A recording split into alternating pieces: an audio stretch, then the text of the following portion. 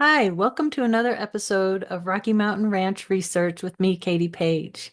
In this episode, I will be taking you behind the scenes from the filming of Beyond Skinwalker Season 1, Episode 3, The Rocky Mountain Ranch. This will be part 3 and the final episode where I talk about the rocket launches, kind of what happened behind the scenes with those, as well as I'll discuss my missing bracelet, which has ties back even to when I was younger. So that was an interesting thing, as well as my kind of wrapping up with final thoughts and feelings of how I felt being back on that property for the first time.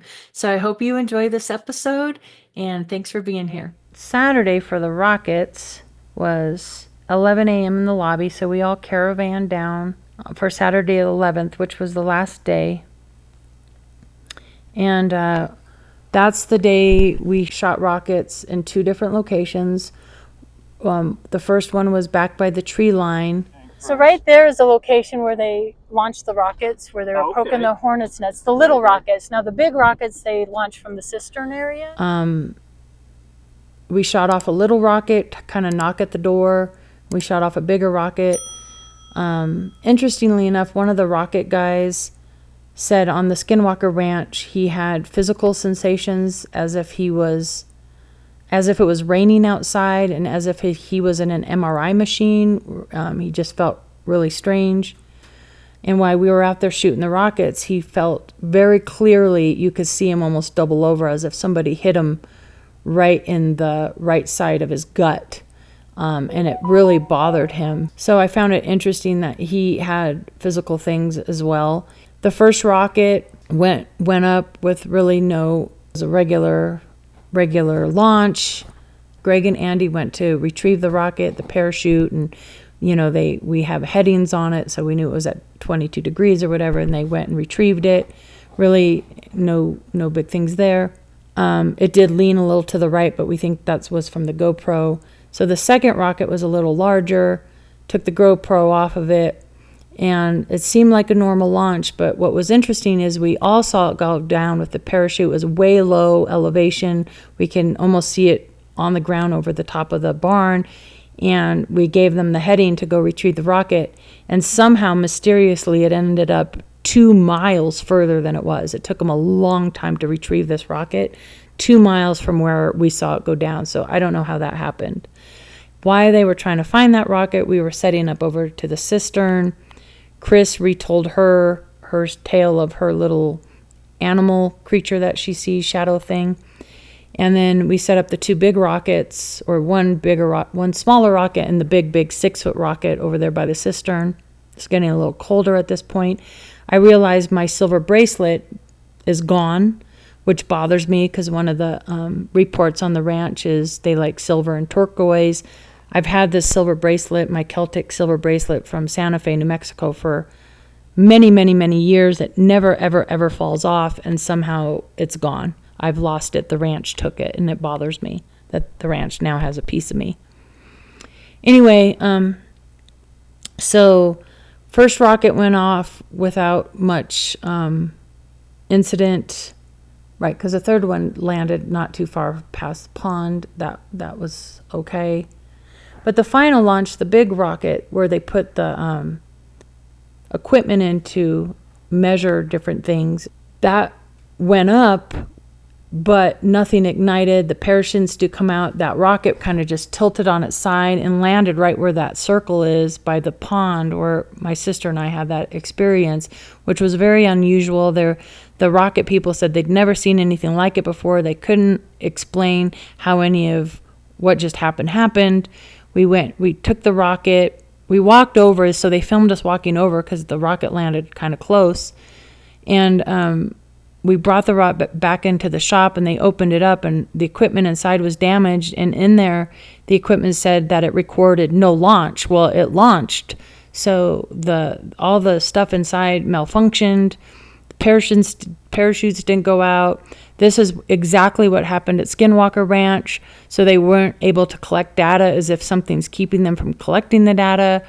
It only happens at Skinwalker, and it happened here. So in a sense, even though we couldn't get data, it was still data, because it matched what happened at Skinwalker.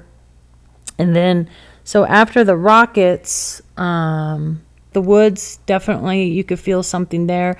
I saw more tracks when we were shooting that one rocket, and Paul and I walked down with David Carr, just three of us, and I think one other camera person, and looked at these tracks, but they were animal tracks.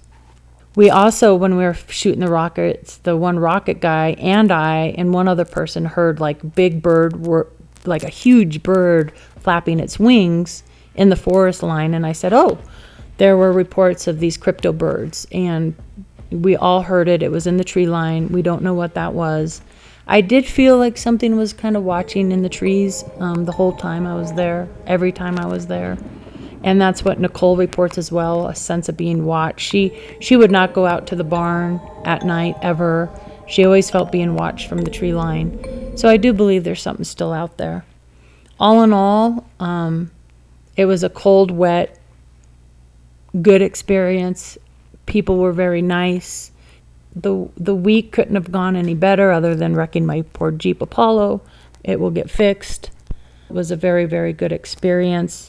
Everything that we did out there, we had results, which I was relieved, because one of my greatest fears is we would have gotten out there and nothing would have happened. And that wasn't the case. So I do feel good about that. In the last scene was Andy and Paul talking about their experiences and whatever around the campfire, and I was not part of that scene. So I decided to head back to the hotel, say my goodbyes, and just relax that night, which I did. And I just wanted to say also that how I felt the night of the radio, basically the whole time I was on the ranch, was first and foremost, I felt like confirmation, like, oh my gosh, my memories are real. This happened. Number two, I felt empowered because I'm not a little girl anymore. I felt very sure that whatever is connected to me is still connected to me, and it doesn't matter where I am. It doesn't matter if I'm at the ranch, if I'm here, if it doesn't matter. I felt very empowered and strong, and that kind of surprised me. I thought I'd feel fearful and weak, and I actually felt the opposite. Felt very empowered, like I wanted to fight whatever was there. I felt angry at the military presence because we know they were out there, and I feel really angry that all of this has impacted and affected my life so profoundly. In fact, be on the lookout for an upcoming episode where I do a deeper dive into possible MK Ultra Black Access Project connections there on the ranch, including a connection with a program I was involved in for over a year while I was spending time at the ranch, conducted by Thomas H. Bendinsky, PhD, who was the pioneer in the field of biofeedback, and in fact worked at Area 51 with the SR-71 Blackbird project. So in a future episode, I will be looking at some of these connections to an individual who was present on that ranch property. One interesting thing that happened was a person brought to my attention after the episode aired of a very in-your-face hint about the CIA connection. I don't know what you see in this image, but it certainly looks intentional, and it looks like a message from the skies above that clearly spells CIA. Hidden in plain sight. I asked about other episodes, and I basically was told that, the series starts on Skinwalker. They talk about other hotspots. That season's going to end back on Skinwalker. I think the Colorado Ranch is going to be one of the first 3 episodes shown. And I know they were up, I think, at Bradshaw Ranch, and I guess they had fantastic results with Christopher as well, with these blue orbs and things like that. So, all in all, I think it's, a legit series. I was really impressed with the scientific studies they tried to do, and everybody was very nice. So that is my wrap up on Sunday morning, the 12th. I drove home. I got up pretty early, actually. I think I was checked out by 9:30 or something, and was really, really happy to be home. And a little uncomfortable the first night back. Some sounds in my closet, which I'd never heard before since I've moved in here. I just try to be as positive and go, okay, well, something might be in my room. I'm not going to allow it anymore. And I have people fighting for me on the other side. And I did hear sounds in my closet that night.